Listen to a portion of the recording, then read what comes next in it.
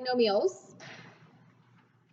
So we already know these two functions here, y equals mx plus b, linear, and then ax squared plus bx plus c, quadratic. Okay, now we're looking at higher degree functions, so anything polynomial. So these are all polynomials, but because the higher degree functions, they just don't have special names, so these are polynomials. So they look like this with letters. With numbers, maybe something like this. Y equals 3x cubed plus x squared minus 5x plus 8. Okay, so anything higher than a second degree function. Okay, where a, okay, this number in front of x, we call that the leading coefficient.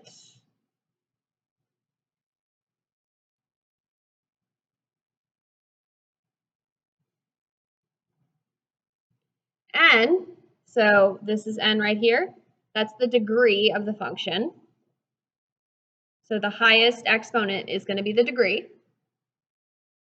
And k, very end, constant, which is also your y-intercept.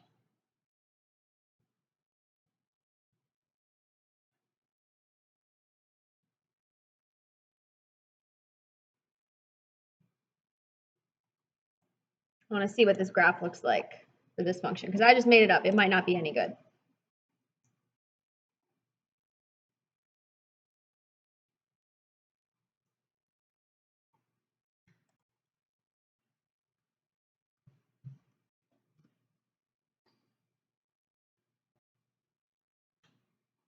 Oh, I'm in the wrong screen.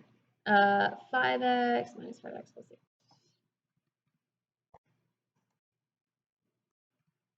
Oh, this is a good one. There you go. So that's what the graph looks like. All right, so this tells us a few things about the graph. So the 3, the leading coefficient, actually tells us how the graph ends. So the start of the graph tells you how the graph ends, in this case. Which means this, if it's positive, it ends facing up. Look what happens if I change this to negative. It ends, it's not as smooth, okay, but it ends facing down. Okay, so the end of the graph ends facing down. We're going to look at a few more examples with the degree, okay, but when the degree is odd, so when it's a 3, you're going to start and end in different directions. And your leading coefficient is also your y-intercept, 0. So let's look at what we've got here. A few things about this, and then we'll look at these graphs too. So you have the graph is always going to be smooth, which means it's just not going to be any broken points, not like a piecewise function or anything. And it's going to be continuous. So no holes in the graph. Okay, the leading coefficient tells you the end behavior, so what happens at the end of the graph. Okay, so there are 4 cases. You're either going to have an even function or an odd function, and it's either going to be up or down. So this is a case here where it is even, so n is even, the exponent, the degree, and a is positive. Okay, so positive with an even degree, let's see what that looks like. Just x to the 4th.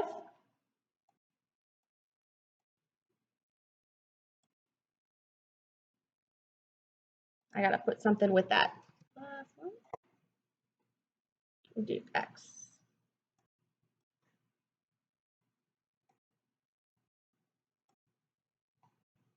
I'm trying to get this to where it'll actually look what I want it to look like. Hold on a sec.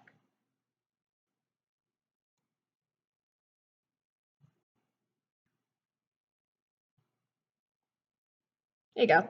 Something like that. It's not pretty. All right. So anyway, it's even. it ends facing up. It also starts it facing up. So when it's even, it's going to start and end in the same direction.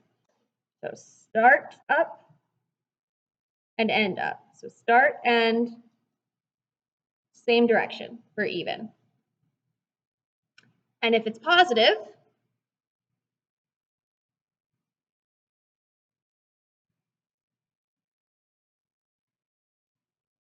that direction is up. So x to the fourth might look something like this, if I can get a good function. Okay, or sometimes it looks just like a quadratic. If it is even and a is negative, starts and ends in the same direction again.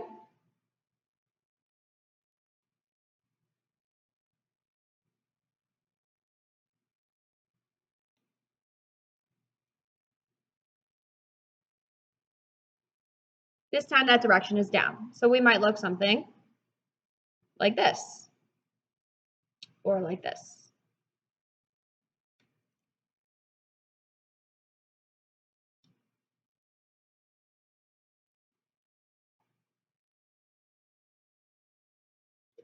Then if the degree is odd, you're going to start and end in different directions.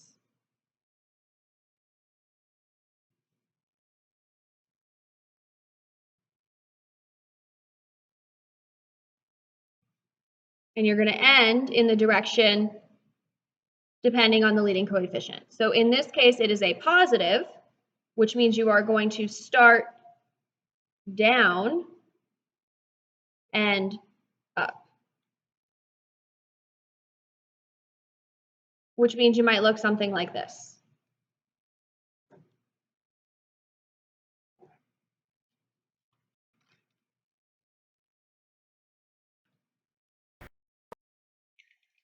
And then if it's odd and a negative, it's the opposite.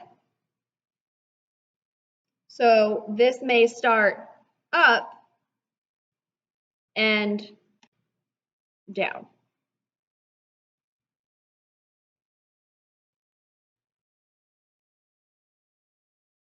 Okay, so this might look just the opposite, like this.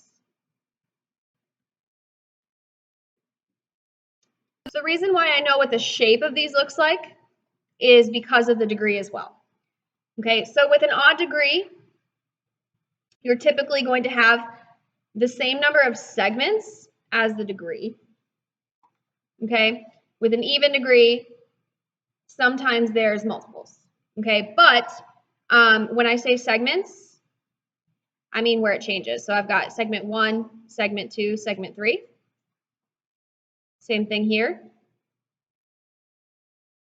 And here I'd have 4 segments, 1, 2, 3, 4.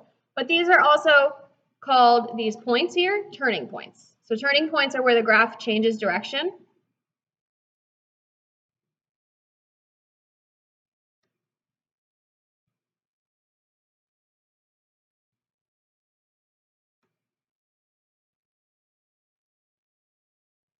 And the number of turning points is not set, but there is a maximum number of turning points. So the max number of turning points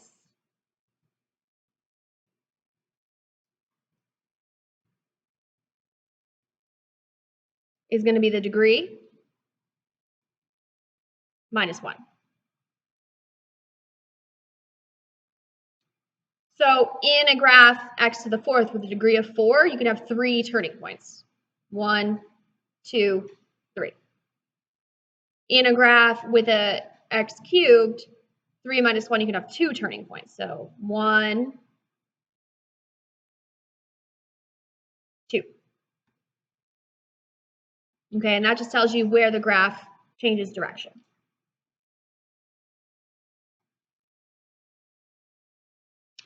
All right, so let's talk about zeros. We're going to go really, really deep into zeros in the next section, but this is just kind of a overview of it. This is with simple zeros.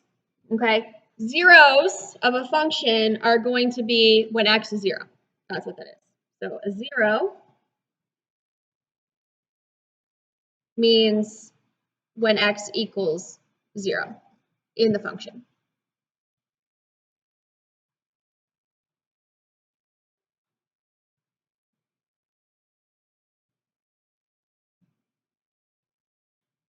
So we've got some steps here. First step is to factor the polynomial, if you can. Okay, if you can't, then you're going to do what we do in 3.3. So these ones you can. If it's already factored, we skip to step 2. Step 2 is you're going to determine the multiplicity of each factor, which is what is the exponent on each factor? How many times does the factor appear? Okay. So for example, I have the factor x plus 1 squared. That's your multiplicity, the 2.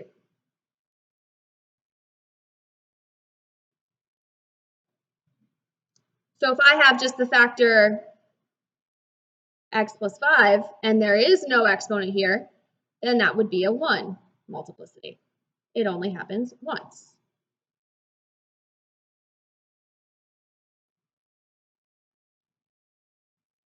Okay, now the multiplicity tells us what the graph does at that point. So if the multiplicity is even, it's going to touch and turn the x-axis at that point. If it's odd, it crosses the x-axis at that point. Then you're going to take each factor, set it equal to 0, and solve. So for example, example 1 is already factored. So I've got x plus 1 squared, x minus 3 cubed, and x plus 5 to the 4th. Okay, these are my multiplicities, the exponents. What I'm going to do is I'm going to put those in with my answer at the end. So I'm just going to kind of circle them. I've got x plus 1 as a factor. I'm going to set that equal to 0. And I'm going to get x equals negative 1. But when I write this in, I'm going to write negative 1 comma multiplicity 2. So it's negative 1 with a multiplicity of 2. And then I'm going to do the same thing here for x minus 3. That's going to give me x equals 3 with a multiplicity of 3 from this exponent up here. And then x plus 5 equals 0 will give me an x equals negative 5 with a multiplicity 4. Okay, which means that the even multiplicities mean I'm going to touch and turn at those points. So I should touch the x-axis at negative 1 and negative 5 and turn, and I should go through the x-axis at x equals 3. So let's actually see what that looks like. I'm going to put this in on Desmos, but I need to read it. Okay. So I've got, well, that's not going to help because I need to see it. Hold on. I'm going to put it in over on this side and then I'll bring it over. So parentheses, x, oh, that did not help. Backspace, okay. X plus 1. And I'm going to raise that to the second power. Then x minus 3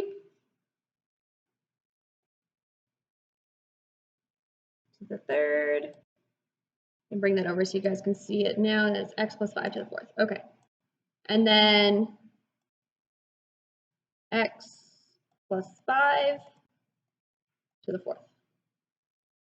Okay, then if I look at this graph, there's that point, negative 5, touching and turning, negative 1, touching and turning, and 3, going straight through. So those are my points. And I totally, up here, let me fix this. It's when y equals 0. That's why I got distracted.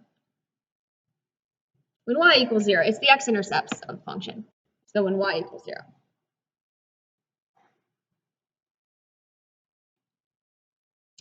All right, so let's look at example 2 first, and then we'll go through the process and solve it. So for example 2, I've got x cubed. I think I can do that up here. X cubed plus 5, just use this x here, squared, minus 9x, minus 45. And there's extra space there. Okay. All right, so this is what the graph looks like. So if you could see your zeros, you should have a -5, a -3, and a 3.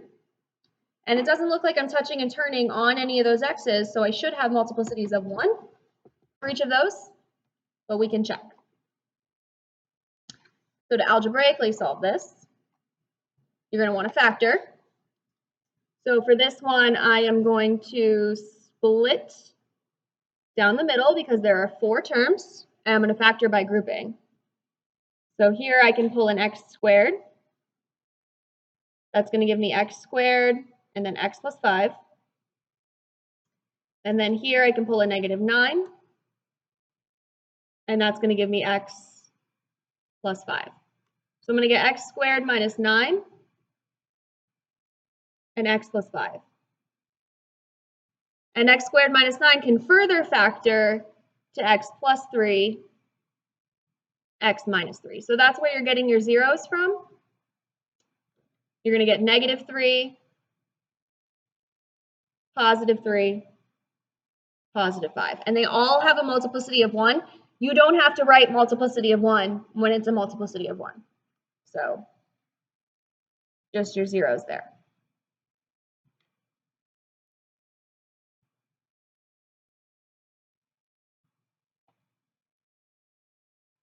And then let's look at example 3.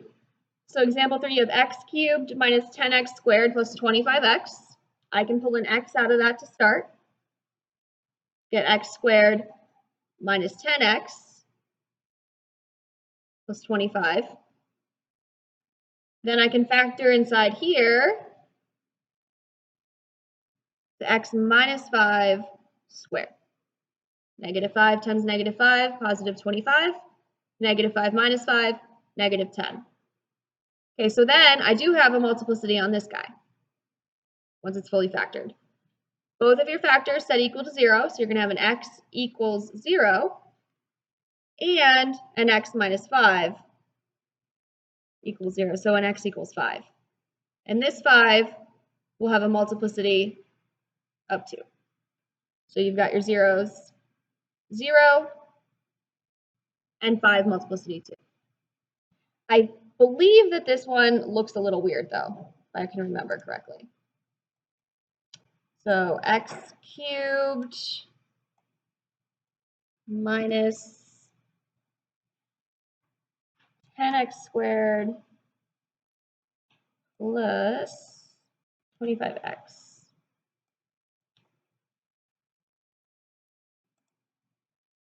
No, we're good. Okay, so you go through the 0 or through the x at 0, and then you touch and turn at 5. That must not be the one I'm thinking about, because that looks like a perfect cubic function.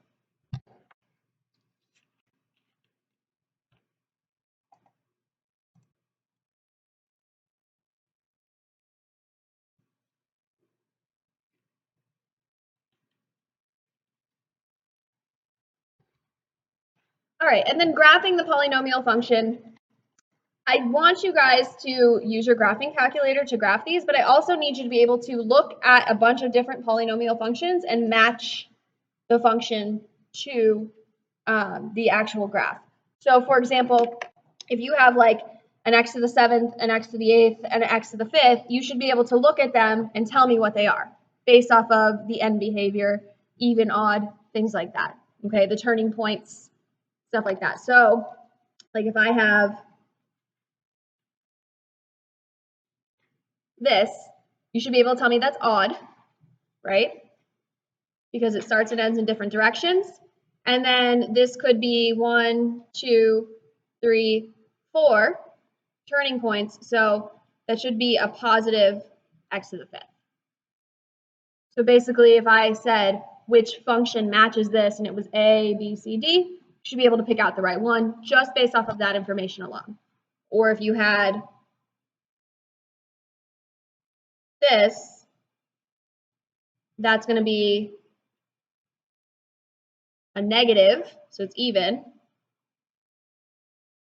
x to the 6th. It might have a number in front of it, but you're not going to have any other choices. So for example, you'd have like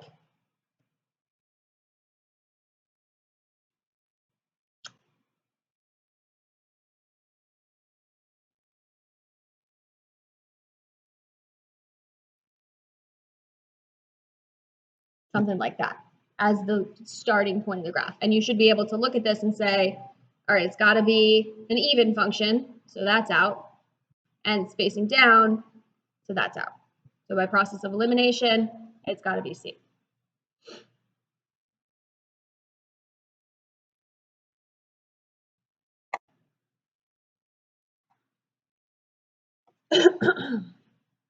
Okay, but for graphing, we can also do some rough sketches, kind of tell what it's going to look like, and then we can check it in our graphing calculator. So that's another part of it. So use the leading coefficient test for end behavior. What is this going to look like? There are a couple on your homework that you're going to have to graph by hand, but like I said on the test, you're picking out the right graph or the right function based on the graph. Okay, so this one, okay, step 1, use the leading coefficient test for end behavior.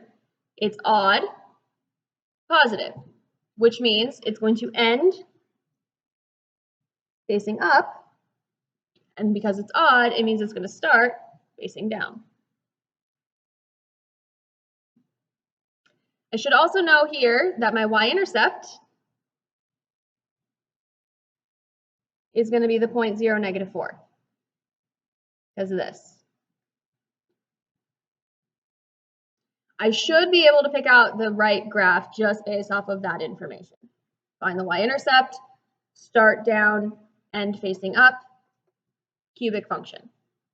Okay, we can draw a rough sketch by finding the zeros as well, though. Okay, so if I have x cubed plus x squared minus 4x minus 4,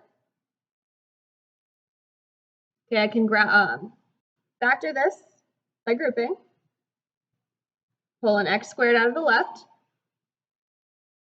That's going to give me an x plus 1. Pull a -4 out of here on the right. X plus 1. That's going to give me x squared minus 4 and x plus 1. And then the x squared minus 4 can further factor to x plus 2, x minus 2.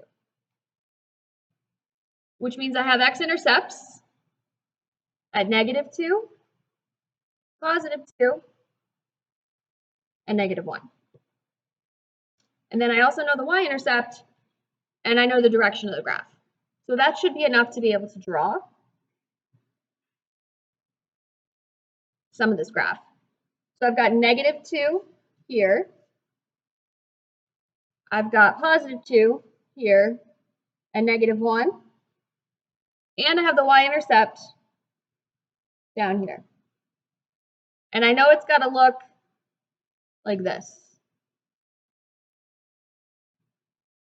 All right, well, it's going to cross through both of these points, this point and this point. So here's what I'm thinking. It's going to come from down here, come up somewhere here, cross through there, go up there. Now, how high is this hump? That's the question that we don't know. So that's where we would want to look at a graphing calculator and put this in.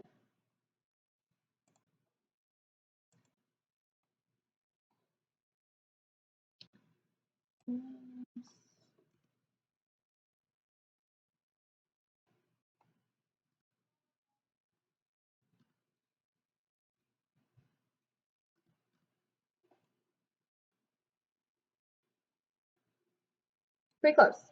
So it doesn't go very high on this hump here, but you're going to cross the x at your -2, -1.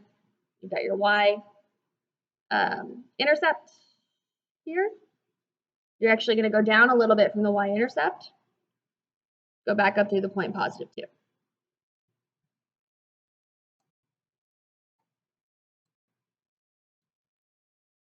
Let's compare. Not too bad. Okay, and then the next one, same thing. We can identify the zeros. It's already factored.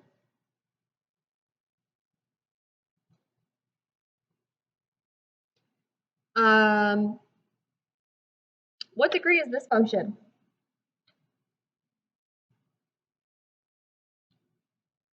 So there's a 1 here and a 2 here. So when it's already factored, you're going to want to count how many x's there are, right? So if I were to like write this whole thing out,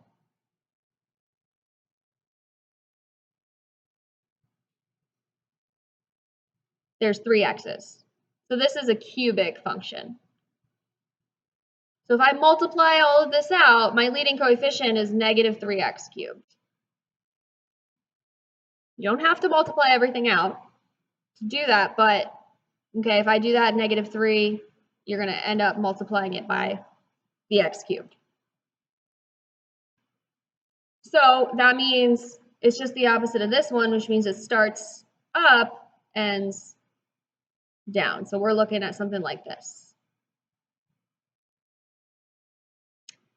And then we can find the x-intercepts here. We know you have x plus 1 equals 0. That's going to give you a -1. And then x minus 2 squared, that's going to give you an x equals 2 with a multiplicity of 2. This -3 is a factor, but when I set it equal to 0, it just gives me a false statement, so I kind of just ignore it for the zeros purposes. It does help me with the shape and direction of the graph, though. So I've got my x-intercepts, -1 and +2 with a multiplicity of 2. I don't have the y-intercept right off the bat. I could plug it in, though, to find it. So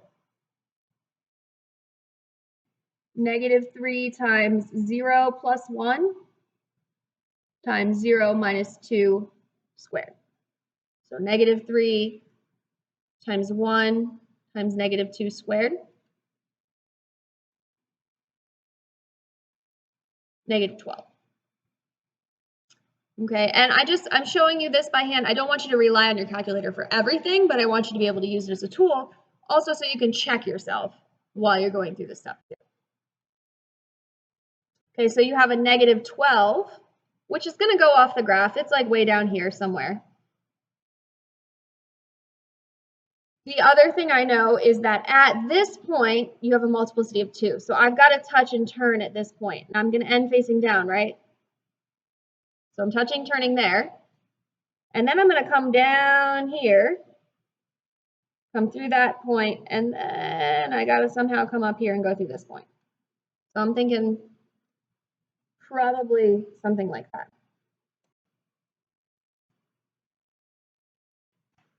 So that was a -3 x plus 1 x minus 2 squared. There's our graph.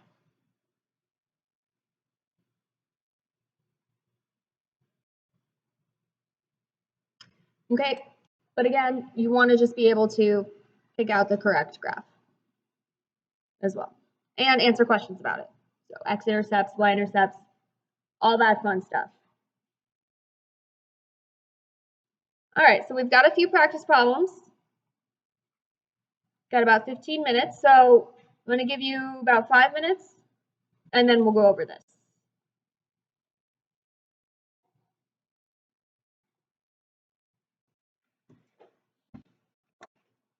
All right, for number 1, you want to find the vertex, the domain, and range for this parabola. So we'll find the vertex. We'll do x equals negative b over 2a. So negative, your b is negative 16 over 2 times 4. So it's going to be positive 16 over 8. So there you're going to get 2. And then plug that in to find the y value. So y will equal 4 times 2 squared minus 16 times 2 plus 8. So 4 times 4,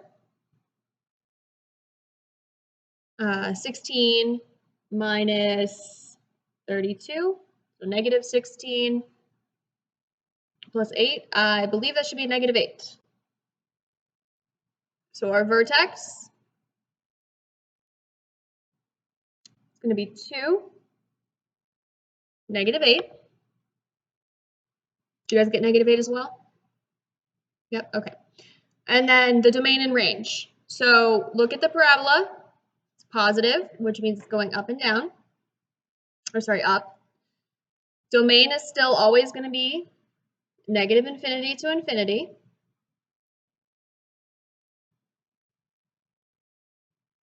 The range, you're going to start at that bottom value, which is this negative 8 here. So negative 8 to positive infinity because we are going up.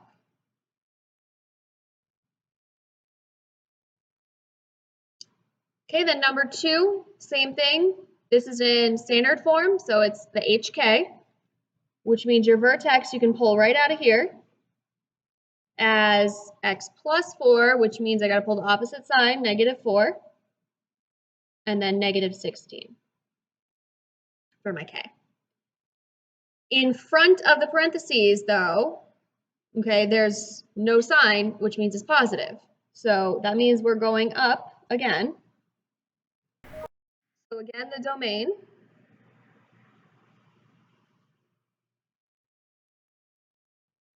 is negative infinity to infinity. Now my range, since I'm going up, I'm starting at this bottom y value here again of negative 16 to positive infinity. Then number 3, use the leading coefficient test to determine the end behavior. This is just asking, if I were to give you a graph, could you pick out the right one? This is going to end facing which direction? Down. That's it. It's going to start facing up and facing down. So opposite directions because it's odd. It's a 5th degree, which means it might look something like this.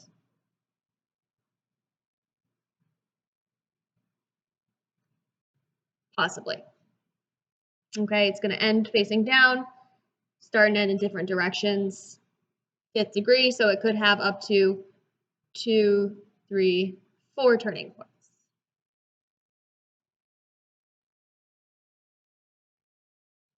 Or you can put this in your calculator and look at it as well. So same thing with number 4. You should know that that is going to, I'm not even going to put that in. That's going to take too long to type. It's going to start and end facing same direction because it's even. And it's going to be up.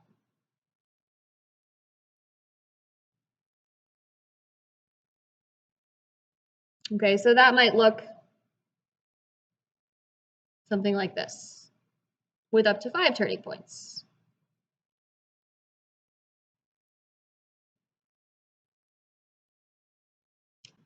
All right, number 5, you want to find the zeros and give the multiplicity of each. What does the graph do with those zeros? So here you're going to, let's see, you can pull a zero. You can pull an x as a GCF out of this.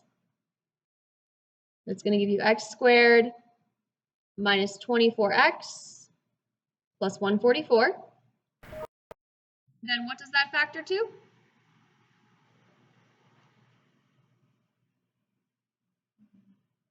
Yeah, x minus 12 squared, which means you have 2 zeros, x equals 0.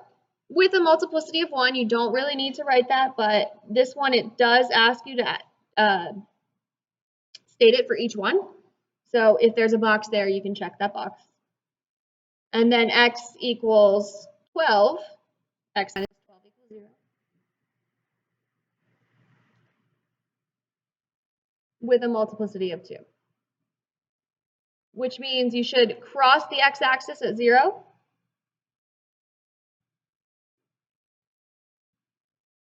And then at the 12, because it's even, you should touch and turn. So odd, you go through the x-axis. Even, you touch and turn. If you ever forget, put in your graphing calculator and look at it. And then same thing for number 6. So we're already factored here. You've got the factor 3. Set that equal to 0, does nothing. 3 does not equal 0. X minus 6 equals 0 gives you an x equals 6. Again, multiplicity is 1. So we cross your x-axis. And then you have x plus 5 cubed will give you an x equals negative 5 with a multiplicity 3, which means, again, odd. So again, you're going to cross the x-axis. So you have 2 zeros, 6 and negative 5. They have different multiplicities, though. But you're both going to cross at those points. All right, and that is it for 3.2.